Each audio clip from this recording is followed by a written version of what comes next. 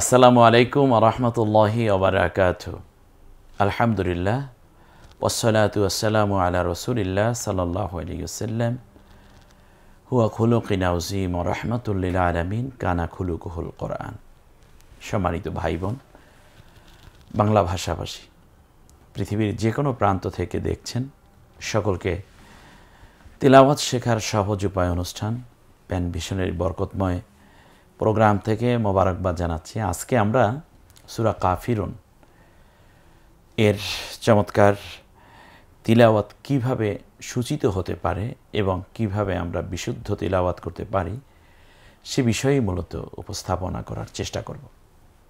আসুন, আমরা কিন্তু বলতে বলতে চলে এসেছে অলরেডি স্ক্রিনে। দেখুন, একটা চমৎকার স্ন্যাপ আমরা দেখতে পাচ্ছি। এখানে নুক্তাও নাই, জাস্ট এই অবস্থায় আছে। আমরা এখন নুক্তা দিয়ে সাজাবো। সূরা কাফিরুন একটা খুব গুরুত্বপূর্ণ একটি সূরা কোরআনের মধ্যে তাওহীদের জন্য, বিশেষ করে ঈমান এবং নিজের ঈমানি অবস্থানকে এত দৃঢ়তা এবং এত জোরালোভাবে পেশ করা হয়েছে যা অন্য কোনো সূরার মধ্যে কিন্তু স্পষ্ট করে এতগুলো কথা বলা হয়নি।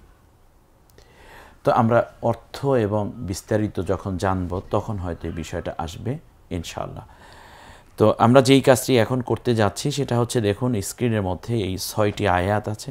সূরা কাফিরুন মানে কাফের বৃন্দ, আবার সূরা মুমিনুন মানে মোমেন বৃন্দ। সূরা মুমিনুনও আছে কোরআনে, আবার সূরা মুনাফিকুনও আছে, আবার সূরা নাসও আছে, মানে সমগ্র মানবতা, মানব জাতি। তার মধ্যে কেউ হয়তো মুনাফিকুন তাদের বৈশিষ্ট্য আছে, কাফেরের বৈশিষ্ট্য আছে, মোমেনের বৈশিষ্ট্য আছে। এক মোমেন হলে সূরা মুমিন, এটাও আছে। আবার অনেক মোমেনকে কেন্দ্র করে আল্লাহ সূরা নাজিল করেছেন, সূরা মুমিনুন। আমরা আজকে এই জায়গাগুলোকে আমরা নুক্তা দিয়ে সাজাবো যথারীতি আগের মতোই। প্রথম যেই স্পেসটুকু আমরা দেখতে পাচ্ছি, এখানে আমরা কব বানাবো। আপনি টেনশন করার তো কারণ থাকার কথা না, কারণ ওস্তাদজি তো আছে আপনাদের সাথে। আমার জন্য আপনারা দোয়া করবেন যেন কোরআনের এই কাজগুলোকে আমি আরও ভালো করে আপনাদেরকে গুছিয়ে দিতে পারি। খুব মন দিয়ে দেখুন, প্রথম যে স্পেসটুকু আছে, স্বাভাবিকভাবে আকৃতি দেখলেই বোঝা যায় এখানে নুক্তা দিয়ে কি কি হরফ বানানো সম্ভব। যেমন যে আকৃতিটা আছে এখানে হয়তো কব বানানো যাবে অথবা ফা বানানো যাবে। একটা নুক্তা উপরে দিলে ফা, আর সাথে আমি যদি আর একটা নুক্তা যোগ করে দিই তাহলেই হয়ে যাবে কফ। ব্যাস হয়ে গেল কফ। আমি কফ বানাতে বলছি আপনাদেরকে। কফ, 2 নুক্তা উপরে দিলাম কফ। তারপরে হরফ আছে লাম, এটা আমরা চিনি। তারপরে যে স্পেসটুকু আছে এখানে আমরা ইয়া বানাবো। ওস্তাদজি একেবারে সোজা, তার কারণ এটা আপনি 1000 বার বলেছেন। একমাত্র অক্ষর যার নিচে 2 নুক্তা, নিচে 2টা নুক্তা দেন, ইয়া হয়ে যাবে। ইয়ার সাথে একটা আলিফ আছে আমরা দেখছি। তারপরে যে স্পেসটুকু আছে এখানেও আমরা ইয়া বানাবো, এর মানে নিচে 2 নুক্তা। তারপরের অক্ষর হা আছে, হার সাথে একটা আলিফ আমরা দেখতে পাচ্ছি। এরপরে হচ্ছে আলিফ, তারপর লাম, তারপর কাফ। এরপরে যে স্পেসটুকু আছে এখানে আমরা ফা বানাবো।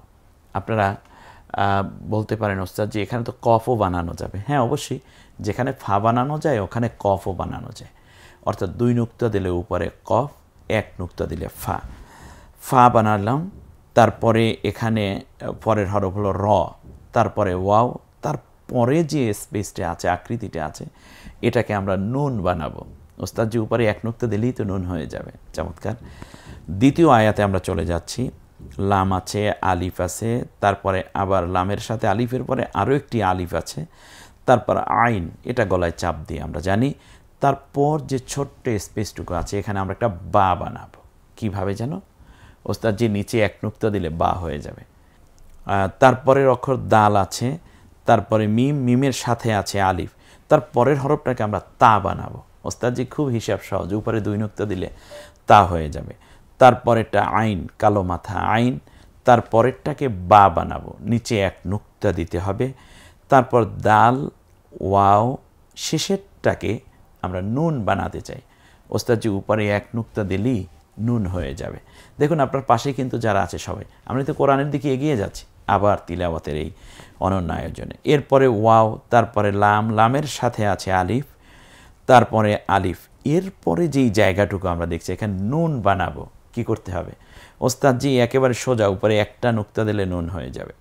তারপরের স্পেস যতটুকু আমরা দেখছি এখানে তা বানাবো, কি করতে হবে? ওস্তাদজি উপরে দুইটা নুক্তা দিতে হবে, তারপরেরটাকে মিম বানান। এরপরে হলো আইন, এটা কণ্ঠনীতে চাপ দিয়ে আমরা জানি। এরপরে স্পেস এখানে বা বানাবো, তারপর দাল, তারপর ওয়াও। এরপরে এখানে নুন বানাতে হবে, কি করতে হবে? উপরে এক নুক্তা। এরপরে আছে মিম, তারপরে আলিফ, তারপরে আছে আলিফ আইন, তারপরে এখানে বা বানাবো। খুব সহজ হিসাব ওস্তাদজি। এটা নিচে এক নুক্তা দিতে হবে, তারপর একটা দাল। এরপরে হলো ওয়াও, তারপর লাম, আলিফ, আলিফ। এই যে জায়গাটা এখানে নুন বানাবো। নুন বানাতে হলে উপরে এক নুক্তা দিতে হবে। এরপর নুনের সাথে আলিফ আছে, তারপরে আইন আছে। এই আইনের সাথে যেটা আছে এটা আলিফ। তারপরে হলো বা। এখানে বা বানাতে হলে কী করতে হবে? দেখেন ছোট্ট সোনামণিটি কিন্তু পাশে বলে ফেলেছে ওস্তাদজি, নিচে এক নুক্তা দিলে বা হবে। তারপরে দাল, মিম, আলিফ, আইন, এখানে একটা বা বানাবো। চমৎকার ওস্তাদজি, এখানে নিচে এক নুক্তা দিলে বা হয়ে যাবে। তারপরে দাল, তারপরে হলো তা বানাতে হবে। এখানে ওস্তাদজি এখানে তো তা বানান সহজ, উপরে দুই নুক্তা দেব, তারপরে মিম। এরপরে ওয়াও, লাম, আলিফ, এরপরে আবার আলিফ আছে, তারপরে এই যে স্পেসটা এখানে নুন বানান। ওস্তাদজি এখানে উপরে এক নুক্তা দিলে নুন হবে। তারপরে এখানে আরেকটা ছোট্ট স্পেস যে পাশে দেখা যাচ্ছে, এখানে একটা তা বানান তো দেখি।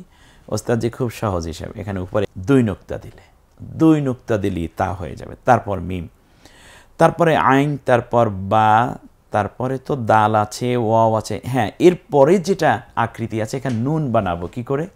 ওস্তাদজি উপরে এক নুক্তা দিলেই নুন হয়ে যাবে। এরপরে মিম, আলিফ, আলিফ, আইন। এরপরে যেই ছোট্ট জায়গাটা এখানে একটা বা বানান তো, দেখছেন আপনি কিন্তু বানাতে পারছেন অক্ষর, জাস্ট সুবহানাল্লাহ। এরপরে নিচে এক নুক্তা দিন, এই তো বা হয়ে গেল। তারপর দাল। একেবারে শেষ আয়াত যেটা 6 নম্বর আয়াত, লাম, তারপরে কাফ, মিম, এটা তো আমরা চিনি। এরপরে দাল, এটাও আমরা চিনি। তারপরে যে স্পেসটুকু আছে এখানে আমি আপনাকে বানাতে বলবো ইয়া। ওস্তাদজি সহজ কথা হচ্ছে নিচে দুই নুক্তা দিলে ইয়া হয়ে যাবে। এরপরে নুন বানান তো পরের স্পেসটুকুতে, ওস্তাদ যেখানে এক নুক্তা দিলে নুন হবে। তারপর কাফ, মিম, এটা আমরা চিনি। তারপর ওয়াও, লাম, ইয়া, এটা আমরা চিনি। তারপরে দাল, এরপরে যে জায়গাটুকু আছে এখানে ইয়া বানান।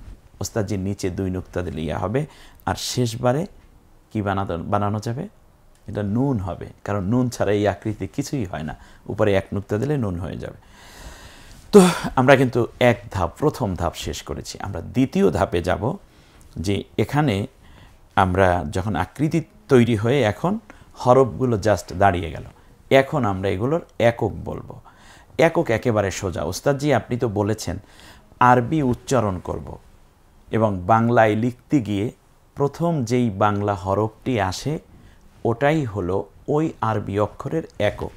সে বিবেচনায় কফ, কফের একক হলো ক।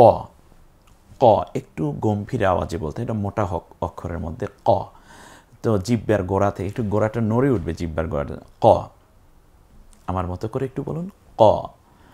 এরপরে লামের একক কি হবে? ল। ইয়ার একক ই, আলিফের একক অ, কারণ আমরা বলেছি আলিফ এর একক অ, হামজার এককও কিন্তু অ ছিল। তারপরে ইয়ার একক ই, হায়ের একক হ, আলিফের একক অ, এই যে হায়ের সাথে আলিফটা আছে। তারপরে আলিফ, তারপর লাম, এই লামের একক হলো ল, কাফের একক ক, এই কাপটা পাতলা করে, এটা কফ, আর এটা হলো কাফ, এই কাপটা হলো একক ক। তারপরে ফায়ের একক কী হবে? ফায়ের একক ওস্তাদ ফ। এরপরে রয়ের একক রয়ই থাকবে, ওয়াইয়ের একক ও, নুনের একক ন। এমনি করে করে পুরো সূরা থিওরি অনলি ফলো করুন। সেটা হচ্ছে আরবি হরফ লিখব, সেটা বাংলায় উচ্চারণ লিখব। উচ্চারণ লিখতে গিয়ে প্রথম যেই অক্ষরটি আসে সেটাই হলো ওই আরবি অক্ষরের একক। তাহলে এখানে মৌলিকভাবে আমরা দুটি কাজ করে ফেলেছি। এক নম্বরে হচ্ছে নুক্তা দিয়ে হরফ তৈরি করেছি, এরপরে আমরা হরফগুলোর এককও বলতে পারছি। আর পরবর্তী এপিসোডই আমরা চলে যাব, সেখানে হারাকাত দিয়ে ইনশা আল্লাহ তিলাওয়াতের জন্য প্রস্তুত করব। আমরা কিন্তু শুধু পড়ছি না, বরং আমরা পড়া তৈরি করছি। আর এই পড়াটাই হবে মজবুত, আপনি কোনো দিন ভুলে যাবেন না। যারা আগে পড়ার পর এখন ভুলে গেছেন, অভিযোগ করছেন, আপনি ক্লাসটি করুন। তার সাথে সাথে আপনারা অন্যান্য যারা আগে পড়ছেন কিন্তু ভুল হচ্ছে, আপনাদের জন্য তো আমরা এই মেহনতটুকু করছি। প্যানভিশনের জন্য দোয়া করুন। আপনারা প্যানভিশনের সাথে থাকুন, পরামর্শ সহযোগিতা দিয়ে প্যানভিশনকে আল্লাহর দ্বীনের খেদমতে আরও বেশি উদ্বুদ্ধ করুন।